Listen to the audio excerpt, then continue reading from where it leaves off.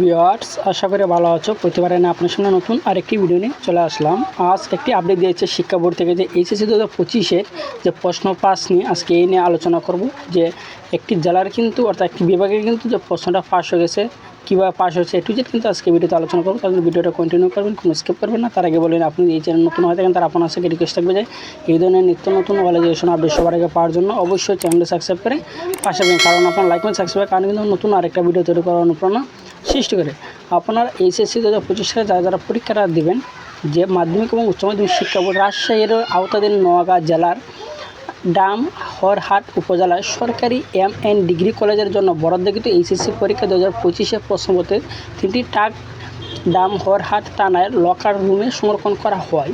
প্রশ্ন শুটিংয়ের সময় একটি টাঙ্ক তালা খোলা অবস্থায় পাওয়া যায় এবং এর ইতিহাস দ্বিতীয় পত্রের বিষয়কর 305 এক প্যাকেটের প্রশ্ন লকার রুমের এক কর্নারে পাওয়া যায়। উক্ত প্যাকেটের কিছু প্রশ্নপত্র ছেঁড়া থাকলেও প্রশ্নপত্রের সংখ্যা সঠিক পাওয়া যায় মর্মে জেলা প্রশাসক নওগাঁ নিশ্চিত করেন। এবং এই বিষয়ে প্রকৃত ঘটনা উদ্ঘাটনের জন্য দায়ী ব্যক্তি এবং ব্যক্তিবর্গ চিহ্নিতকরণের জন্য জেলা প্রশাসন এবং নওগাঁ কর্তৃক 3 সদস্য বিশিষ্ট তদন্ত কমিটি গঠন করা হয়েছে। এবং উল্লেখ্য, ইতিহাস দ্বিতীয় পত্রে যে বিষয়কর 305 যে সেটের প্রশ্ন খোলা অবস্থায় পাওয়া যায় সকল কেন্দ্রে সেই সেটের প্রশ্ন বাতিল করা হয়েছে এবং একই বিষয়ের প্রশ্নপত্রে ভিন্ন কয়েকটি সেট বোর্ডের কাছে সংরক্ষিত থাকায় পরীক্ষা গ্রহণে কোনো জটিলতা তৈরি হবে না। আশা করি বুঝতে পারছেন যে ইতিহাস দ্বিতীয় পত্রের প্রশ্ন কিন্তু মূলত পাবলিশ করা হয়ে গেছে। যে প্রশ্নটা যে তারা লকারের মধ্যে রাখছে, তারপর দেখে তারা লকার থেকে সেই প্রশ্ন কেউ হয়তো আউট করছে, ঠিক আছে। যে প্রশ্ন পাবলিশ হয়ে গেছে যেহেতু সেই প্রশ্ন কিন্তু তারা পরীক্ষাটা নেবে না, তারা অন্য সেটের মাধ্যমে তারা পরীক্ষাটা অন্য সেটের প্রশ্ন মাধ্যমে তারা পরীক্ষাটা নেবে। আশা করি বুঝতে পারছেন যে আপনাদের হতাশ হওয়ার কোনো কারণ নাই।